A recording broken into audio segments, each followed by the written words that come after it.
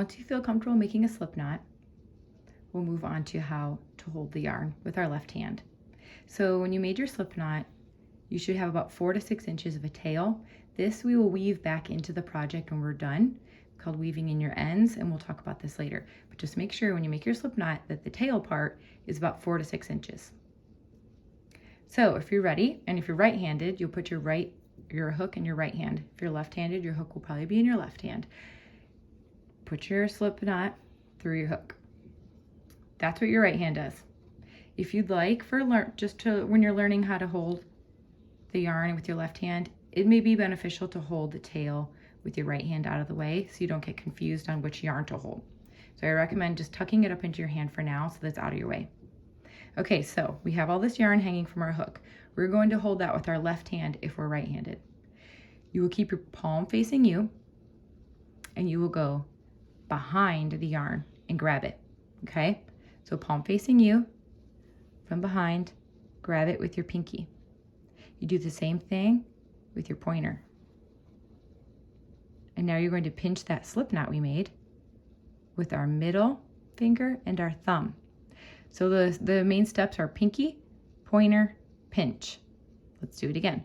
From behind, palm facing us, grab the yarn with your pinky, grab the yarn with your pointer, and grab the slip knot.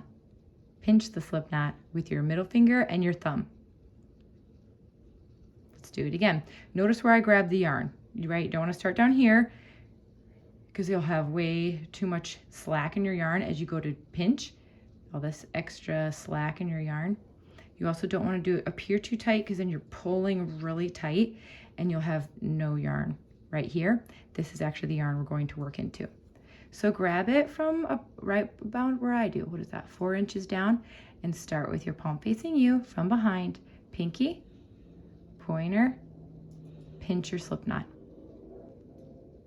Let's do it again. From behind.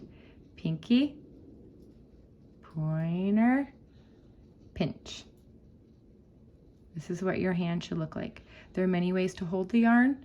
This is the way that I have found creates a really nice tension. Tension is how loose or how tight you hold your yarn, you crochet with. Tension will come with time. The focus of the beginning is not on tension, it is on concept. I will want you to understand the concept, the steps that we're learning, the beginner steps, foundational skills. Tension will come as you practice. So let's do it again.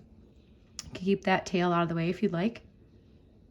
With all of your yarn that's connected to your skein or your ball, your working yarn, you're going to take your left hand, your non-dominant hand, pinky, pointer, pinch. Okay? Keep practicing until you look like this, until your left hand looks like this. This is how we'll begin. Pause, rewind, and keep practicing. Give me maybe 10 holds. Take your hands out, redo it about 10 times until you feel comfortable with how you're holding your yarn, and then join me back for the next step.